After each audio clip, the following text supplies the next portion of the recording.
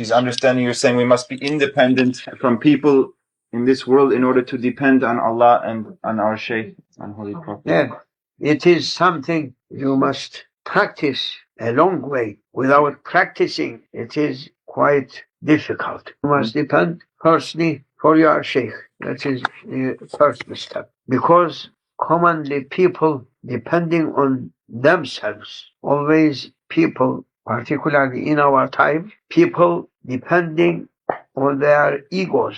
Their egos, their egos saying for them, you are enough for yourself. Not only for yourself, you may be enough for millions or thousands of people. Therefore, you must depend on yourself. That is, our egos depend, making a person to depend on himself. And Prophet says, peace be upon him, through his praying, Allahumma la takilni ila nafsi tarfat ayn. Oh my Lord, don't leave me even 1 minute in the hands of my ego. Therefore, who depending on his ego, he is a heedless person, an unbeliever must be. Because if he is not heedless, he must know about himself. He must know about his ego. When ego's problem solved, everything going to be solved. Therefore, firstly, your ego never accepting, he is so proud, never accepting to depend on anyone.